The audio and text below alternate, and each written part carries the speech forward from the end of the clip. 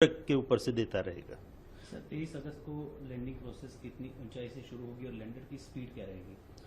तो जैसा कि मैं बता रहा था कि प्रोपल्शन मॉड्यूल तो चंद्र की कक्षा में घूमता रहेगा और साथ में उसके साथ जो लैंडर मॉड्यूल है जिसको कि हम सॉफ्ट लैंडिंग कराने की कोशिश कर रहे हैं, तो वह 17 अगस्त को लगभग 157 बाई 167 किलोमीटर की कक्षा में था।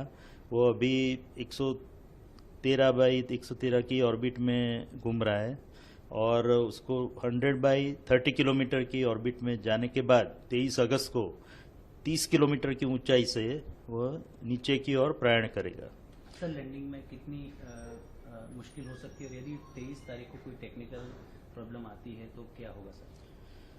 तो 30 किलोमीटर की एल्टीट्यूड या हाइट से लैंडर नीचे की ओर चंद्र की सतह पर जाने का प्रयास करेगा 23 अगस्त को, और उसके 2 घंटे पहले हम पूरे जो कमांड है वो यहाँ से जो हमारा बाइलालू अर्थ स्टेशन है वहाँ से अपलोड कर देंगे लैंडर मॉड्यूल के अंदर। और उसके बाद जो लैंडर मॉड्यूल की हेल्थ चेकिंग, टेलीमेट्री और चंद्र में जो स्थिति है उसको सबको ध्यान में रखते हुए लगभग 2 घंटे पहले हम ये निर्णय लेंगे कि उस दिन चंद्र पे उत्तरायण करना ठीक रहेगा कि नहीं रहेगा। तो अगर मेरे ख्याल से कोई और मुश्किल तो आने वाली है नहीं और हम पूर्णतया 23 अगस्त को ही चंद्र पे उतरने का प्रयास करेंगे। बट अगर कोई हमको ऐसा आपत्तिजनक लगता है तो हम लैंडिंग को पोस्टपोन करके 27 अगस्त को करेंगे। तो उसके लिए भी हमने पूरा सावधानी बरती है और उसके लिए जो भी कार्य करना है, वो जो सब प्रणाली है वो सब भी तैयार रखी है। तो हम जो मोस्ट प्रोबेबली हम 23 अगस्त को ही उत्तरायण करेंगे, अन्यथा 27 अगस्त को।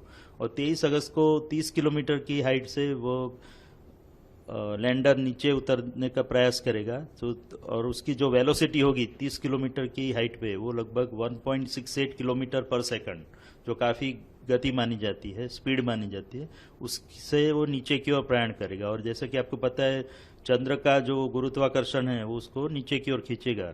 तो उसके बाद वो इसलिए हमको जो थ्रस्टर इंजन है उसको रेट्रोफायर करना पड़ेगा जिससे कि उसकी स्पीड कम होती जाए और धीरे धीरे जब चंद्र की सतह पर पहुंचेगा तब लगभग 0 स्पीड हो जाएगी उसकी। तो उसके लिए हमको इंजन थ्रस्टर फायर करेंगे। तो ऐसे 4 थ्रस्टर इंजन हमने लगाए हुए हैं लैंडर मॉड्यूल में। तो पहले 30 किलोमीटर से वो 7.5 किलोमीटर पे आएगा, वहाँ से 6.8 किलोमीटर पे आएगा। उसके बाद वो 2 इंजन हम बंद कर देंगे और फिर 2 इंजन से ही नीचे की ओर प्रयाण करेगा। जो 2 इंजन उसको रिवर्स थ्रस्ट देंगे, जिसके कारण जैसा कि मैंने बताया जब 30 किलोमीटर पे था उसकी गति 1.68 किलोमीटर पर सेकंड थी, वो 6.8 किलोमीटर तक आते आते 350 मीटर पर सेकंड तक हो जाएगी, यानी कि 4 गुना कम हो जाएगी। उसी तरह वो 6.8 किलोमीटर से फिर 800 मीटर तक आएगा और तब लगभग उसकी स्पीड जो है वो 0 मीटर पर सेकंड जैसी हो जाएगी। और उसके बाद सीधे 150 मीटर तक नीचे प्रयाण करेगा, जिसको वर्टिकल डिसेंट बोलते हैं। और उसके बाद अन्य जो हमने सेंसर और कैमरा लगाया है उसके इनपुट लेके और उसमें जो रेफरेंस डेटा स्टोर किया गया है, रेफरेंस इमेजेस, उससे उसको कंपेयर करके वो डिसाइड करेगा, वो निश्चित करेगा कि वो जो जगह पे लैंडर खड़ा है वहाँ पे घूम रहा है वह उसके सीधा नीचे उतरने से वो सही जगह पे लैंडिंग कर पाएगा। अगर उसको लगता है कि ये जगह अनुकूल नहीं है तो थोड़ा XY डायरेक्शन में प्रयाण करेगा, थोड़ा दाईं ओर या बाईं ओर मुड़ेगा और लगभग 60 मीटर तक जाएगा और उसके बाद सीधा नीचे प्रयाण करेगा। तो ये दोनों सिनेरियो हमने प्रोग्राम किए हुए हैं। और अगर उसको लगता है कि वो बिल्कुल ही अलग जगह पे पहुंच गया है जिसकी संभावना काफ़ी कम है, बट तो भी हमने उसके लिए जो बोलते हैं कि साल्वेज मोड, एक इमरजेंसी मोड भी रखा हुआ है जो उसको ऑटोमेटिक लैंडिंग की ओर ले जाएगा, जिसमें वो खुद ही निर्णय करेगा कि कौन सी जगह श्रेष्ठ है उतरने के लिए। क्योंकि आपको पता होगा कि हम साउथ पोल यानी कि जो चंद्र के दक्षिण ध्रुव की ओर जा रहा है, कि वहाँ की जमीन बहुत ही उबड़ खाबड़ है, उसमें काफी क्रेटर्स और बोल्डर्स है। तो जमीन उतनी सपाट जमीन नहीं है जो कि विषुवत वृत्त पे पाई जाती है। तो बाकी जो भी लैंडिंग हुए हैं दूसरे देशों द्वारा, अमेरिका या चीन या रशिया द्वारा, वो सब लैंडिंग विषुवत वृत्त पे हुए चंद्र के, जहाँ की जमीन काफी सीधी और सपाट जमीन है। तो उसमें उतरना रिलेटिवली बहुत ही इजी रहता है।